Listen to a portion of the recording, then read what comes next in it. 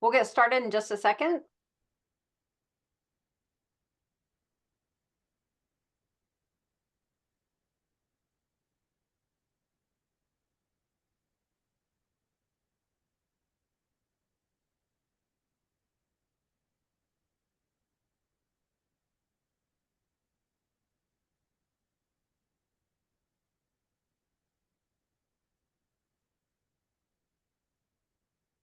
Well, it's 11:30, so let's go ahead and get started. Welcome, everybody. Thank you for coming to When Updates Attack, handling software conflicts in small businesses. And today I'm going to be interviewing Joseph Whiteplume from High Plains Power and Mary Keene from Cyber Wyoming. And yes, she is one of our employees, but she also had a smaller software conflict that we think might be very applicable to many small businesses in Wyoming. So let's go ahead and get started. But first, just a little bit about Cyber Wyoming. We are a statewide nonprofit. We do not sell hardware, software, or technology implementation services. We focus primarily on cybersecurity education for small business leaders, as well as the workforce. We have a registered apprenticeship program. So we don't have a lot of skin in the game. We're not a managed service provider. We're really a nonprofit, and our funding is primarily from grants for this educational effort. So why did we decide to have this webinar? Well, primarily because of July 19th and the Microsoft Crowdstrike conflict, software conflict. And I wanted to point out that one of our members, Eventech, EVNTEC, has a really great synopsis of this in a PDF format that you can download from their website. That's evntec.com. Mary, maybe you could put that in the chat for us. It's a fabulous synopsis of it, but a lot of businesses in Wyoming don't really use CrowdStrike. And so what we wanted to do was talk about how to prepare and plan for this, even if you're not using a CrowdStrike type product, because there are a lot of critical products that could affect you, like what happens if QuickBooks goes down because of a Microsoft update or vice versa. So just be aware that just because you might not have been affected on July 19th with the CrowdStrike Microsoft outage, it very well could still happen because, you know, the same programmers are not necessarily working on all the different programs out there. And so it's really very possible that at some point in time, you will experience a software conflict. And Joe provided these great memes for the CrowdStrike's Microsoft outage. And so I just wanted to throw these up there because it didn't affect Linux users. And so these were some of his favorite memes. And I love Joe's sense of humor. We've been working together for about 4 or 5 months. And he mentioned these, and I said, oh, let's put those in the presentation because I think it's awesome. I mean, look at this self-satisfied smirk down here of this young lady because she's supposedly representing the Linux admin. So I really liked these memes, and I thought it would lighten things up a little bit because sometimes we do get frustrated with technology, and I think we need to keep that sense of humor. So before we get started, let's talk about the agenda. Today, I will introduce Joe and Mary after this slide. And then our agenda for today is large software conflicts. We'll primarily be talking to Joe about that, and small software conflicts, and we'll be talking to Mary about that. And then advice to small businesses and how to prepare. And then we'll be taking questions from you.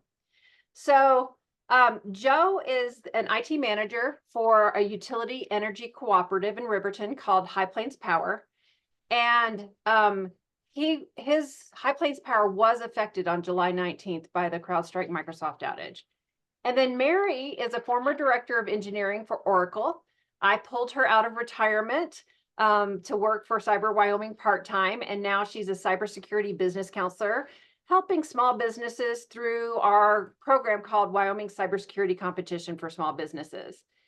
And then Mary was a Cyber Wyoming employee that was affected by a smaller conflict software conflict that affected her communications with her customers, which I think a lot of people could probably relate to. So I'm going to stop my share and have Mary and Joe come on. And if everybody else would just stay muted, that would be great. But Mary and Joe, please unmute. And let's talk to Joe first. So Joe, tell your story a little bit. How did the CrowdStrike outage affect High Plains Power? Yeah, it affected everything on our daily workflow. Our servers, all of our Windows servers were down. Half of our production environment was down.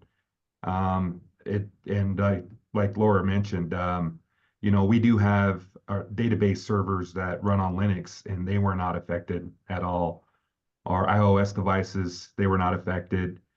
But we were basically dead in the water for an hour and a half. Very scary to come in and seeing that your systems can't, they're showing a blue screen, and there was nothing we could do about it. Well, and a lot of people might not know what the blue screen of death is. So when we were practicing this, the three of us got together, and I was wondering if maybe you could kind of discuss what the blue screen of death is, Joe. Yeah, sure. Blue screen of death, it's been around, geez, ever since I've been in IT, and that's a long time. But usually the blue screen of death, BSOD, for short, it's a critical error screen.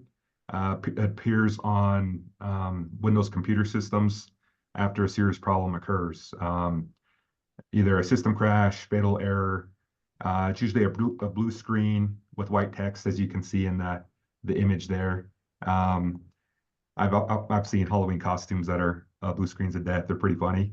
But stop errors, bug checks, and usually, it's an indication of either a corrupt code, driver incompatibility, malware, virus, Trojans, ransomware, and other hardware issues.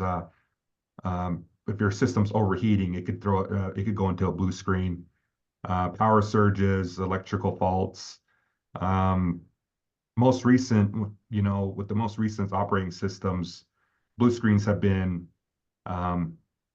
a good indicator. You can tell, a lot of them will have a stop error code that you can go back and research. There's a database that you can actually just throw in that number, and it'll revert, to you.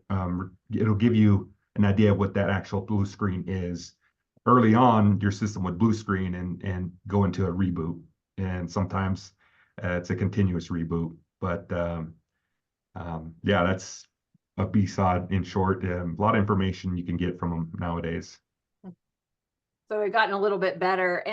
And Joe, is it uncommon to see the blue screen of death with an antivirus software update? Because I know in the 90s I used to see it a lot. Most recent, it is very uncommon. I honestly, I haven't witnessed that in recent years.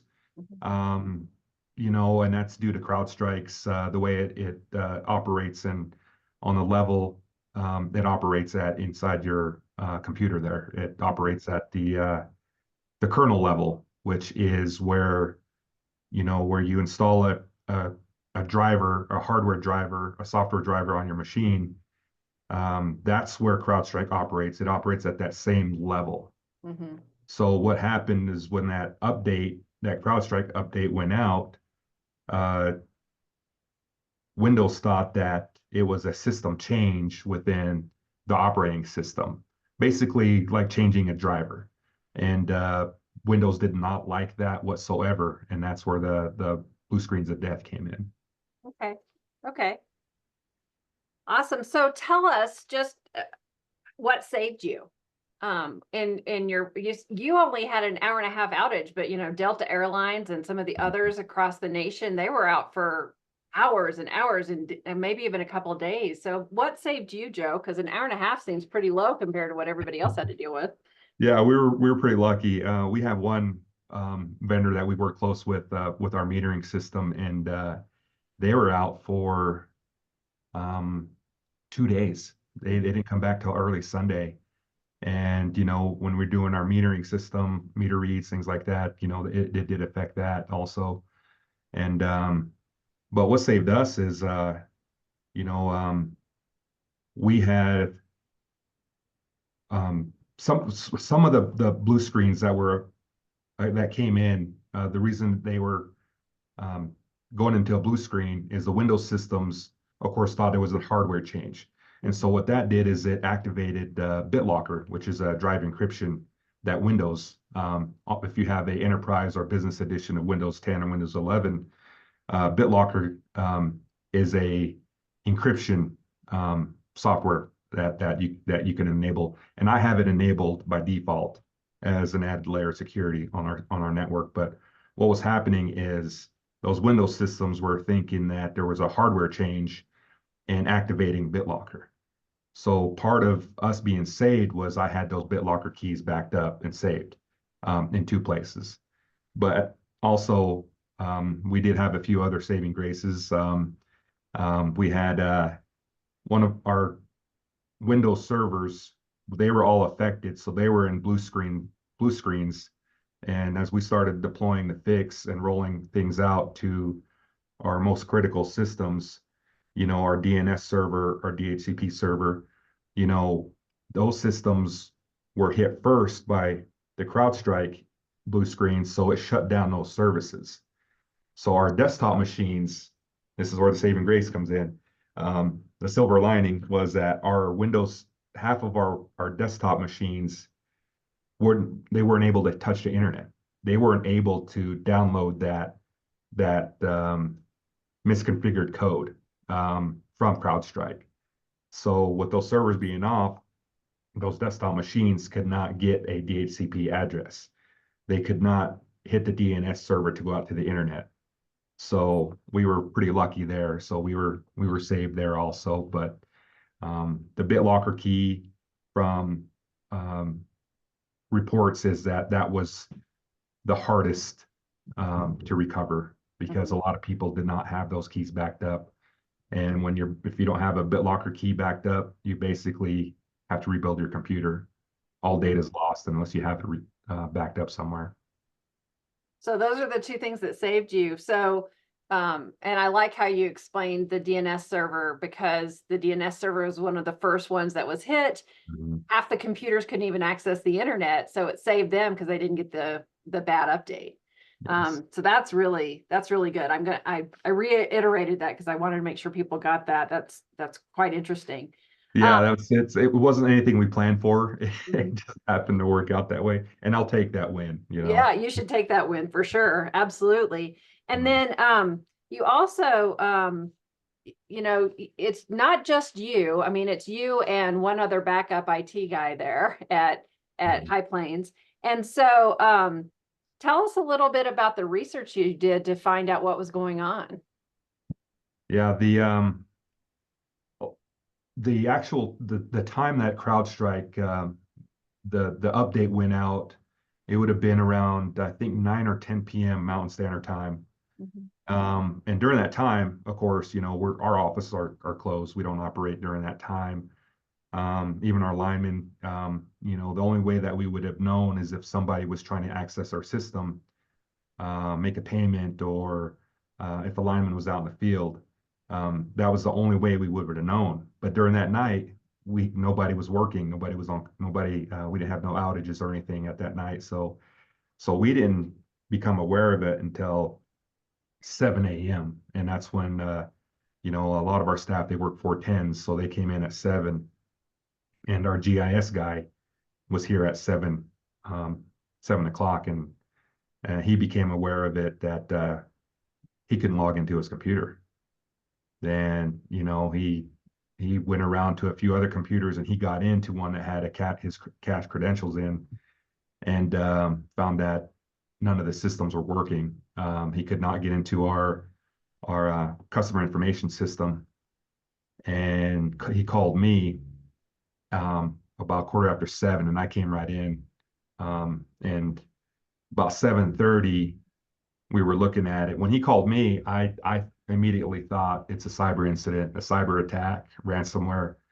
you, you get that feeling, I bet you were freaking out. Your stomach you, probably went to your feet. you get it's an ugly feeling, Yeah. and it's just, I've been doing this a long time, and there's certain things that keywords that you hear, and and my coworker Chris, he said, yeah, I think it's a cyber attack, and all the initial diagnosis was, from what he told me.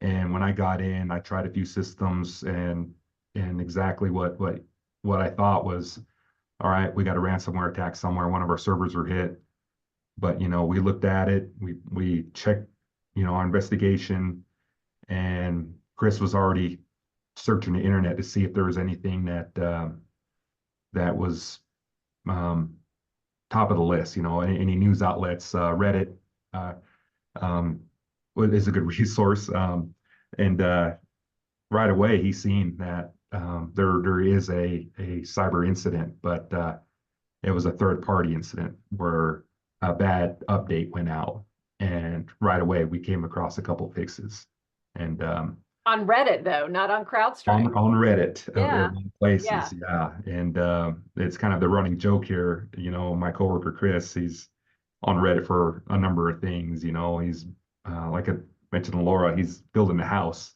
And he uses Reddit for a resource, and they actually had a fix up there, and we tried it, we tested it, then we worked our way out. Worked hitting a couple of other test machines. We hit our domain controller first with the fix, then our DNS, DHCP servers. Then again, our Linux boxes, they were not affected at all. So once we got those domain systems online and operational, we were back up within an hour and a half. But That's amazing. it Yeah. was touch and go. Our initial diagnosis, again, I thought we were a cyber attack, but as we looked at it, we didn't see no folders or files encrypted. Our servers were prompting blue screens, Hmm. which was a good sign. I've seen ransomware, I've seen what it can do, and I've seen its behavior. And after searching up, looking at a few of these systems, we knew it was something else. And Yeah. that's, Reddit again came through. Yeah. And for those that don't know, if you haven't researched this outage, um, you had to touch every computer Mhm. to get it to work, to fix each computer that was affected, you had to touch. And that's why it took so long for some of the vendors and Delta Airlines and to come back up, because they have thousands of computers. And I think I remember reading somewhere that Southwest Airlines wasn't affected because they're still on Windows NT or something crazy like that, or Vista. And Mhm. so they don't accept updates. I don't know. I don't know how safe that is. It kind of makes me nervous about that. Um, but that's interesting. So Reddit saved you, the DNS server going down first saved you, and then there was one other thing that you and I had been talking about. And by the way, everybody, if it's okay with you, Joe, I'm going to make the announcement that High Plains Power, because of Joe, won Wyoming cybersecurity competition in their category this year. And this is the first time we've made this announcement. He'll be speaking at Cyber Cheyenne on October 4th and at our virtual conference on October 23rd. Please plan on coming and hearing more about Joe's experience. But in the middle of this July 19th, what were we talking about, Joe? Incident response plan, and I think we left off on the third party, if Yeah, the third party outage occurred. yeah. So he was already in incident response mode. Did that help you? It did. I think we talked about it the day before, if I remember right. We talked about it Wednesday afternoon, and the outage happened, the next day. So yeah, a lot of that stuff was fresh in my mind. I think one of the top things we talked about is you're going to get all these calls, people panicking, um, and the main key word that I got out of it all was to stay calm. Top of the list, stay calm, assess the situation. And once the initial assessment's done, then you work your response plan. You go through your checklist. You if it is a ransomware incident, make your calls to authorities, your insurance, whatever you need to do. And with us, again, we did that initial assessment and we found that, we didn't have ransomware. It was a software outage, or yeah, a bad software update. And, but still we were in that incident response mode, where we updated, social media, letting them know, hey, we were down, or we had a tech outage. We're working on it. Stay tuned. We were going through that incident response mode, and that did help. Our staff would, they let Chris and I work. They let us jump on their machines. They let us do what we needed to do to get these fixes going. They trusted us, and they let us get to work, and it was great seeing that teamwork come in, and it was part of staying calm and having a go-to resource, like the incident response plan. Even though it wasn't complete, we were still in the initial stages of working through the playbook itself, but having that stuff fresh on my mind, we were able to come through with a fix, and hour and a half later, we were back up and online. And then the Monday after the outage, that's the scenario we worked on because it was so fresh in your brain. Yeah. It was great. So, we Joe joined the competition a little bit late. And so we were meeting weekly. And then for the incident response playbook, we met more than once a week, sometimes 3 times a week, just so that he could get it done and feel like, it was one of his goals to get that playbook done at the very beginning of the competition. And we wanted to make sure that we met that goal. And it was just crazy timing. So pretty awesome. So Joe, do you have anything else you want to add to that before we move on to Mary's software conflict? No, I think, I probably, well, no, I know I would have been in a lot more panic state if we weren't going through that plan. I mean, like I said, it wasn't complete, but, I knew we had something to fall back on. There were still some missing pieces there that we have fixed, like contacts, who to call, but still we had something, and that definitely was a big help. Awesome. Thank you. Okay, Mary, you're up. Let's ask you a little bit. So first of all, do you have any questions for Joe before we get to your software conflict? No, I'm really proud of them, especially since, you read on the news, so many people. I mean, my brother-in-law, his computer didn't work, his laptop didn't work for almost a week. Because it was a very large company and they were touching every computer and he was down the list. And so it could have been so much worse. So I'm really proud of you guys for being up and running very quickly. Yeah, it's not only that they won the cybersecurity competition, but you really had everything together so that you could recover. And I think that's big kudos to you. And as a Wyomingite, knowing that a Wyoming power co-op nonprofit had this level of detail together and could get back up in an hour and a half, it just makes me proud. So congratulations. Thanks. Yeah, that's pretty We awesome. have a good team. Yeah. You do have a good team. Yeah. And you're a very organized person, which is very helpful for this. Okay, so Mary, let's go to your smaller software conflict. You recently had a conflict on your iPhone with a work application that caused your communications with your clients to stop working. So tell us a little bit about it. Okay, well, let me just tell you that I am not going to come out of this looking as good as Joe did at all. Because it never rose to the level of an incident. I've really been thinking about it. And it was like, if it had been an incident, we would have it had been all hands on deck. But it was just, this app on my phone. And so I was having a Zoom meeting with a couple of folks, and one of the people wasn't there yet. And so I went to text her and say, hey, here's the meetings. We've started the meeting, can you join? And everything on my virtual phone app had disappeared. Like all of my contact information, previous text messages, and previous calls, that they would have all been listed and they were all gone.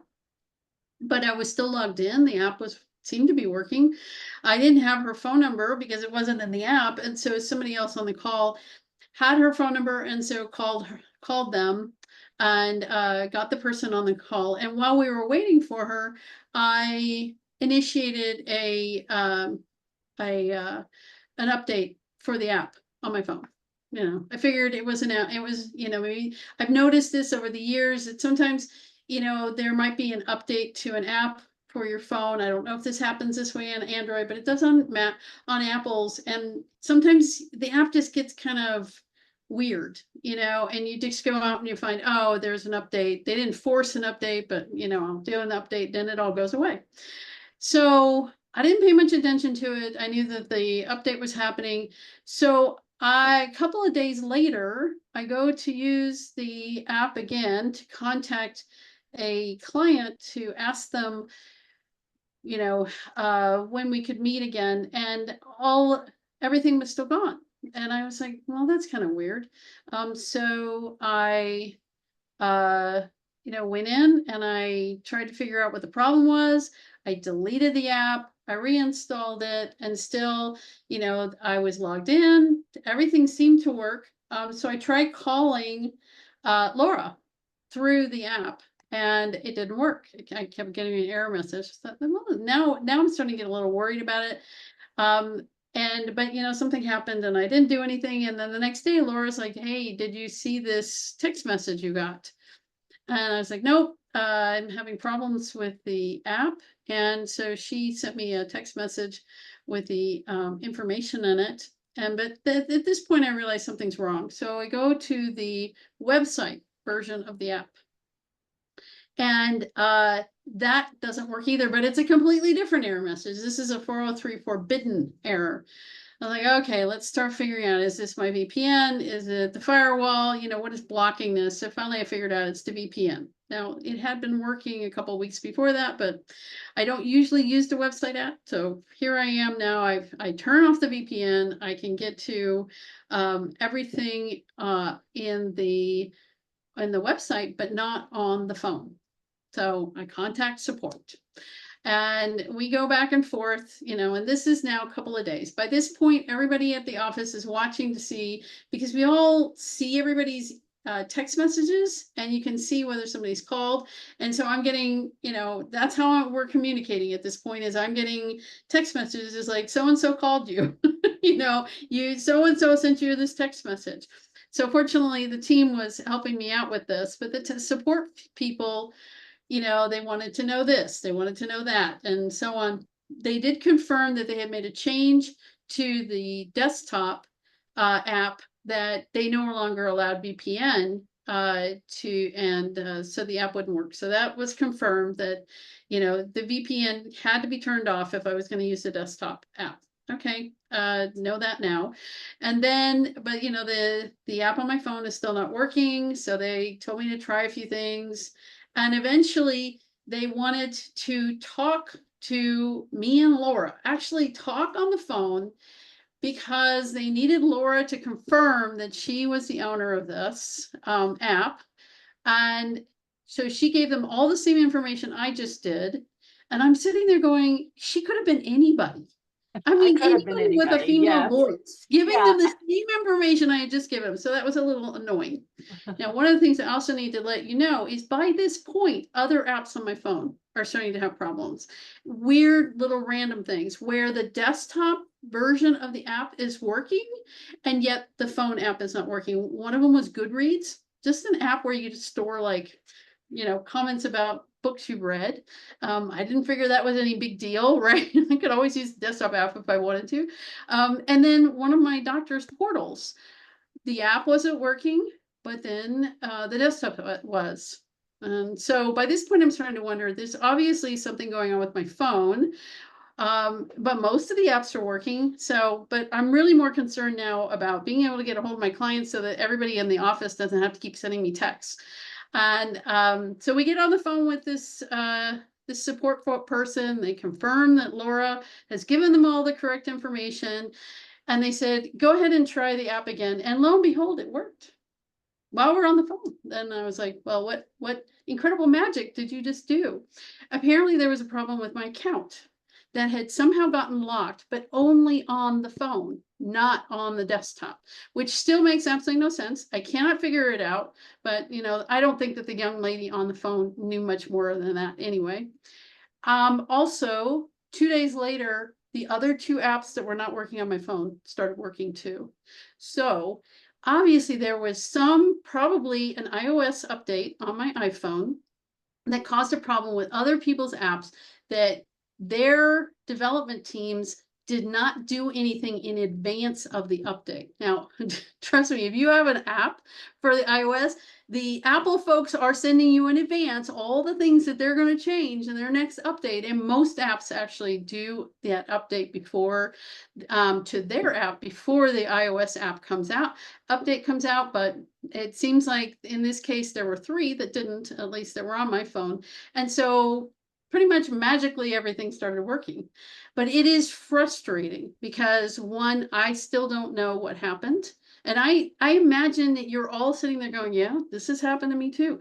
Things stop working. And, you know, typically a reboot works, right? You restart it and you never know why that worked and what the original problem was.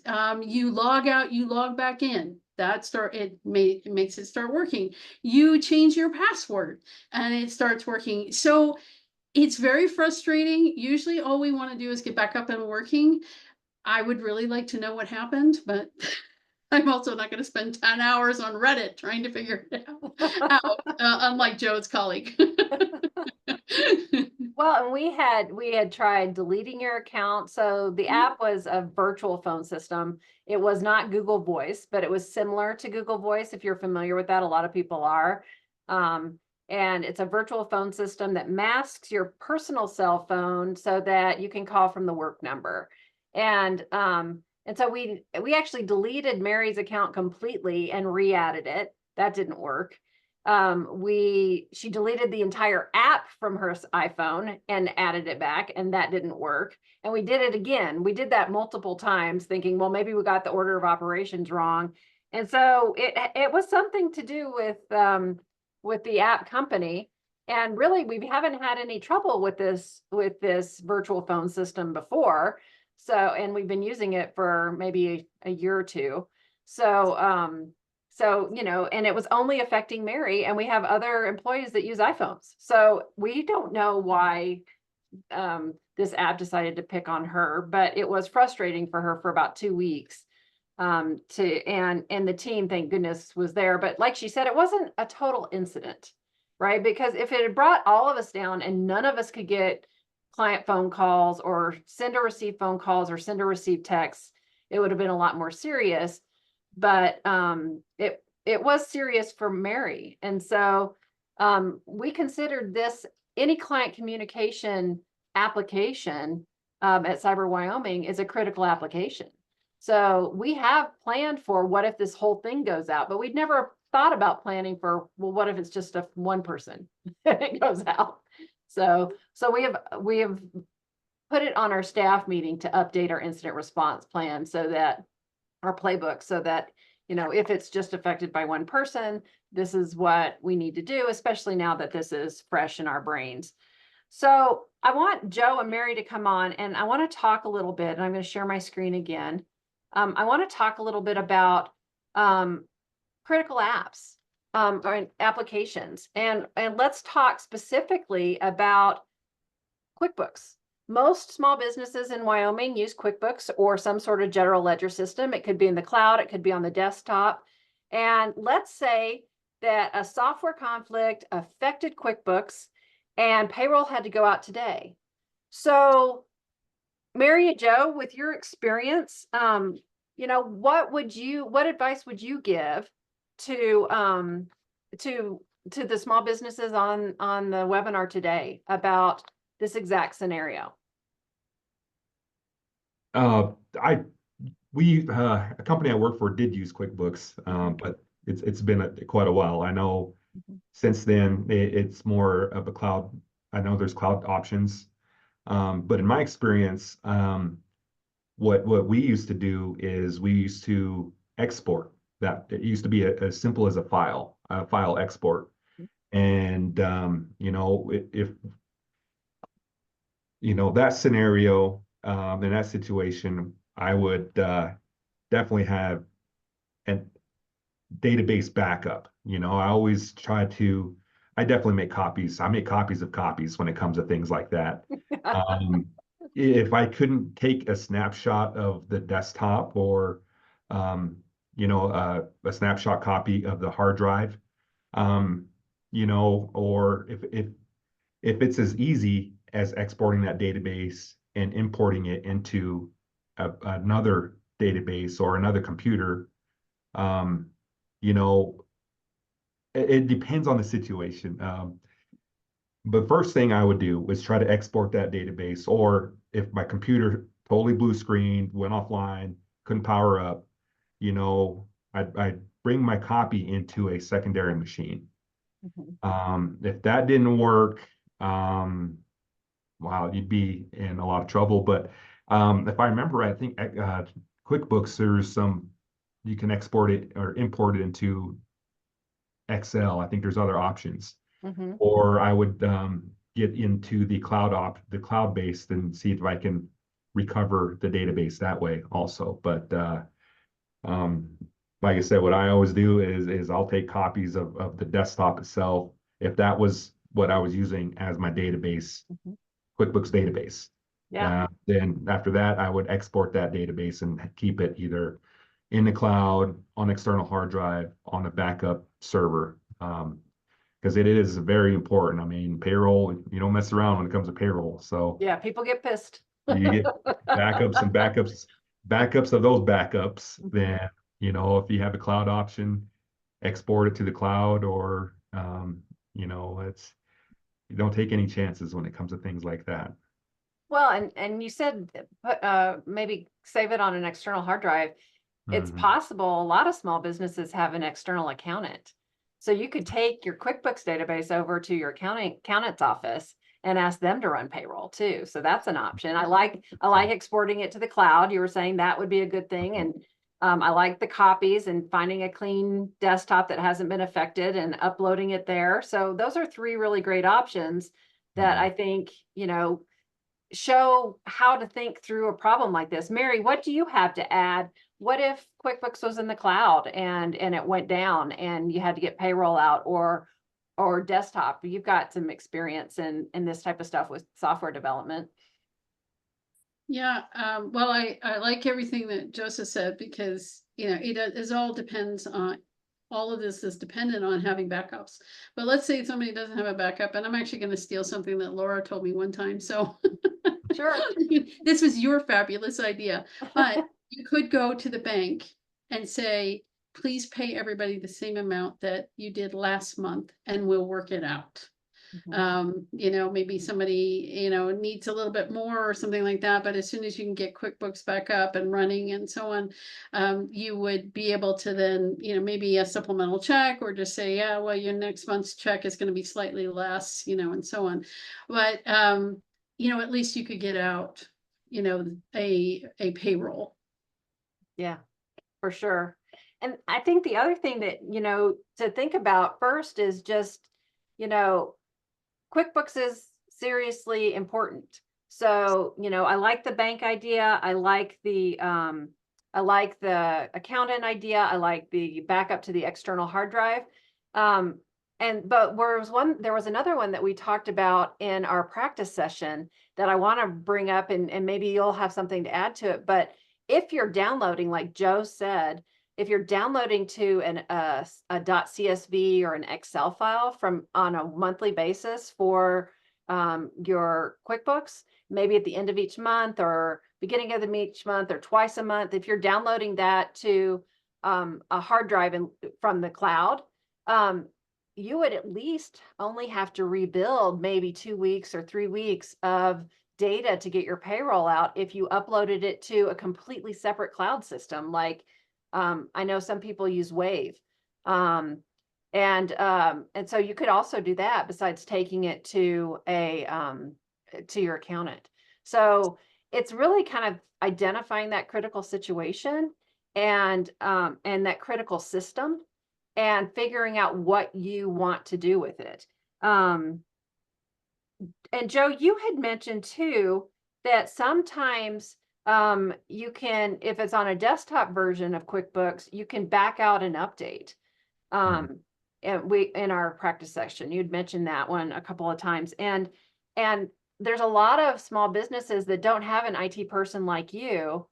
So that kind of leads us to creating that relationship ahead of time. I mean, even if you're just a sole, 1 or 2 employees, 3 or maybe 5 or less employees, and you don't have the need for a full-time IT staff person, and maybe you don't even have contracted IT staff because you're just too small.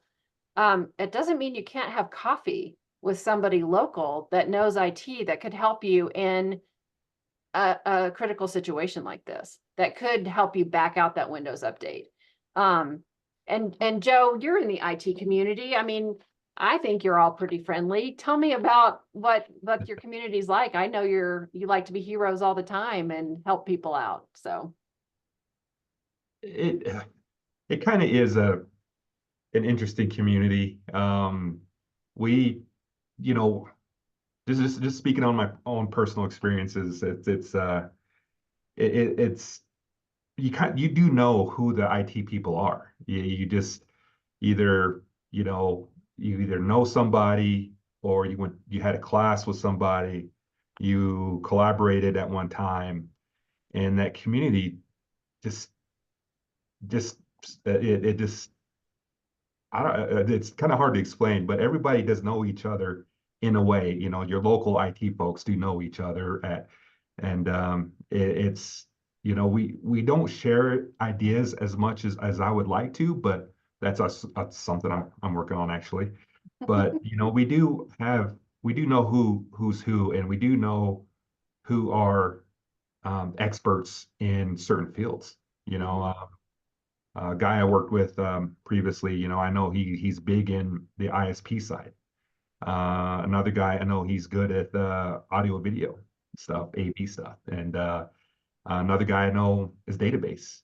My coworker Chris, he is an expert in Office, everything Office. And you do have that network, and it just seems kind of morphs into something that it just builds itself in a way. It's kind of interesting. But and now I've recently, with the help of Cyber Wyoming, it's been branching out from the local, it's becoming more statewide now, which is pretty cool. So so you've just heard how friendly and open the IT professionals are in your local community from Joe. I'd like to challenge all of you that don't have a relationship with an IT professional to ask one for coffee. They love to get out from behind that computer. I can tell you that. Ask one for coffee. Think about a critical situation like this and use it as a topic to talk to them, and to start building that relationship. You don't have to contract with them, but if something happens, you'll know who to call. And I think that's the biggest part, because if you're not in the IT world, you may not know who to call. And you want, whether it's the computer shop down the street and you say, what are your capabilities, or the audio visual person who will say, I don't know anything about incident response unless it's your TV and your and your speakers. But you'll find that there's nuances and areas of expertise across your community, and to find the right person to sit down and have that coffee with is really important. The other thing that I want to point out that Joe and Mary mentioned was figuring out what you say to your employees ahead of time.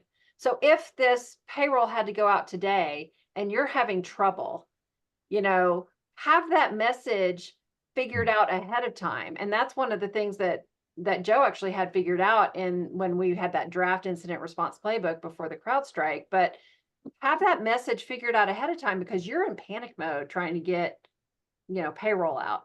You don't have time to create a message. Have it ready. So if you look at the summary of kind of how to be prepared, first, you want to identify critical systems and alternatives if they go down. So your QuickBooks, if it goes down, it's okay. I'm downloading my QuickBooks Excel files every 2 weeks. I'm only going to have to recover 2 weeks. I'm going to upload it to Wave. I will be able to get my payroll out. Or I'm going to take it over to my accountant's office because I have it there and I can get my payroll out there. Or I'm going to call the bank because I've already talked to my bank rep and I can pay the people the same way. So think about what your alternatives are after you've identified your critical systems, and then get your help call list written down. So, Joe's help call list included Chris, and Chris was on Reddit, and that helped him. And Mary's help call list included the rest of the Cyber Wyoming staff so that she could get her text while we were trying to figure this out. So figure out what that help call list is and make sure you write it down. And then figure out your tolerances. When do you absolutely need that critical system back up? If it goes for 24 hours, that might be okay. If it goes for 3 days or 4 days, that may not be okay. And you may have to find an alternative, especially if you have a deadline related to that system. And then what Joe said, make copies of copies of copies. Backups, backups, backups is the big thing. And he said this earlier too, don't panic. And that's a big part too. If you think it out ahead of time, you won't be in panic mode and it'll make you feel better. And then work that problem according to your plan. So Joe and Mary, looking at this summary, did I summarize everything that you said adequately? Yeah, that's basically it. I mean, you could definitely go into detail on some of these, but yeah, that's it in a nutshell. And backups don't need to be, a storage area network. They don't need to be a Synology, Netgear, NAS. Getting a USB, a free Gmail account for that. Gmail accounts now, the free Gmail account I think comes with 15 gigs of storage. That's a backup. A flash drive. A few dollars from Walmart. That's anything you can do to get a backup will certainly help you out. Well, and there was a retailer in a very rural part of Wyoming that did not have any managed service providers, and she had just opened up her store, and she really didn't have the money for cloud backups. At the time, they were pretty expensive. She was looking at, I think it was Carbonite or something like that. And they were fairly expensive for what she wanted. She had one computer for point of sales. So what she did is she added a thumb drive for Monday, Tuesday, Wednesday, Thursday, Friday, Saturday, Sunday. And at the end of the day, she would switch it out from Monday to Tuesday, whoever was doing the close down procedure for the store. And then they would take that with the cash box back to the safe, and they would store it in the safe. And about 3 years after she implemented that, she called me and said, that saved my bacon. My hard drive crashed and that saved my bacon. So Joe's right. It doesn't have to be a seriously complex or system, but it needs to be safe so that if that thumb drive gets lost or broken or stolen or is in a flood, you can recover it somewhere. You need it to be safe. So she put it in her safe. And you need to make sure that if, something happened and a giant windstorm came up and a tree fell on her retail store, she would still be able to get the thumb drive that she kept once a month over at her accountant's office. So it doesn't have to be complex, just be creative and make sure that it works for you and your budget. And then we have these additional resources out there that are available. Mary put the Eventech outage explanation out there on the chat as well, but I thought it was a really nice explanation. It uses business language. It doesn't use a lot of tech language. It was created for business owners, and I just really enjoyed the write-up, and it wasn't very long, so it was a nice summary. if you want to be like Joe and enter into the cybersecurity competition for small businesses, we are now taking 2025 registrations. So if you're an accountant or a real estate agent and you have a seasonal, your summer is your busy season, you can start early if you'd like. But it's free, and it's definitely something that you can take advantage of if you'd like. We also have business notification alerts, free no-think security awareness trainings. All of this is free because we are a nonprofit, and it's also free because these amazing companies.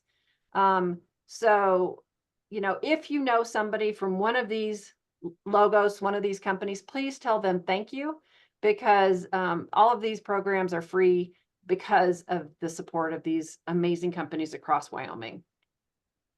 And I see there's something in the chat, but I haven't looked at it yet, but we're at the end.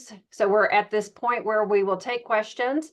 I want to say thank you so much to Mary and Joe for coming on today and talking to us about when software updates attack.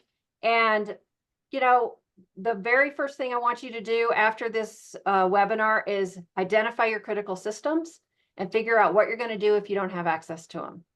And then if you need help, join the competition and we'll definitely help you out.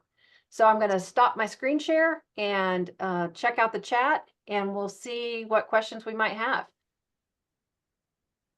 So David says, I think Mary's case is an actual incident. It didn't hit her company en masse, but it did affect her and her ability to perform her job functions.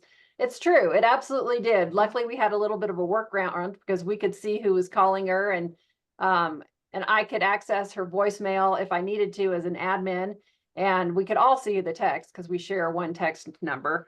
But yeah, I guess it wasn't as serious an incident, but you're right. It was an incident for sure.